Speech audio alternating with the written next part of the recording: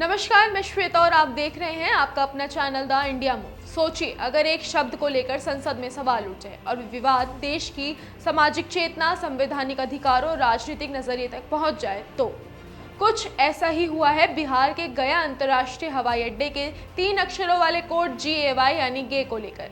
जब बीजेपी के राज्यसभा सांसद भीम सिंह ने इसे सामाजिक और सांस्कृतिक रूप से आपत्तिजनक बताते हुए कोड बदलने की मांग कर दी। उन्होंने संसद में लिखित रूप से पूछा कि आखिर क्यों गे जैसे कोड का इस्तेमाल हो रहा है जो लोगों को असहज महसूस कराता है।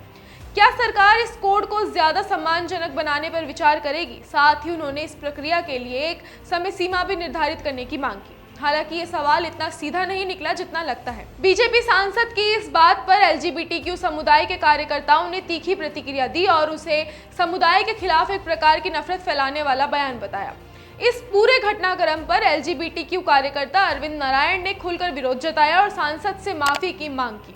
उन्होंने 2018 में सुप्रीम कोर्ट द्वारा दिए गए ऐतिहासिक फैसले की ओर इशारा किया जिसमें समलैंगिक संबंधों को अपराध की श्रेणी से हटाया गया था और LGBTQI समुदाय को गरिमा और सम्मान के साथ जीने का अधिकार दिया गया था।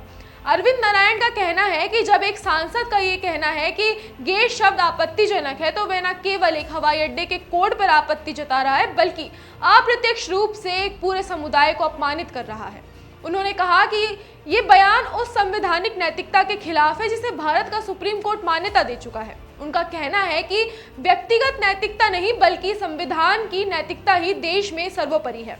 वहीं दूसरी ओर नागरिक उड्डयन मंत्रालय ने इस विवाद पर सफाई देते हुए कहा कि उन्हें पहले भी इस तरह के अनुरोध मिल चुके हैं, लेकिन गया एयरपोर्ट को जो गे कोड मिला है वो IATA यानी इंटरनेशनल एयर ट्रांसपोर्ट एसोसिएशन द्वारा तय किया गया है। IATA दुनिया भर के हवाई अड्डों की पहचान के लिए 3 अक्षरों वाले कोड तय करता है और ये कोड अक्सर स्थान के नाम के पहले 3 अक्षरों से बनाए जाते हैं, यानी गया से बना गे एक तकनीकी निर्धारण है, ना कि किसी भावनात्मक या सांस्कृतिक सोच का नतीजा। अब सवाल ये उठता है कि क्या किसी शब्द को केवल उसके उच्चारण या अर्थ के कारण बदल देना चाहिए, भले ही वह तकनीकी रूप से तय किया गया हो।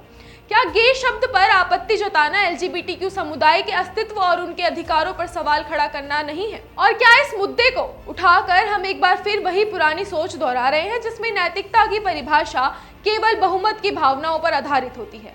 इस विवाद ने न सिर्फ एक एयरपोर्ट कोड को बल्कि भारत में सामाजिक मेलजोल, अभिव्यक्ति की स्वतंत्रता और संवैधानिक मूल्यों को भी एक बार फिर से चर्चा के केंद्र में ला दिया है। आपका इस मुद्दे पर क्या कहना है हमारे साथ जरूर शेयर करें और फिलहाल के लिए देखते रहे द इंडिया मूव्स। और वीडियो पसंद आई हो तो लाइक और शेयर करना ना भूलें।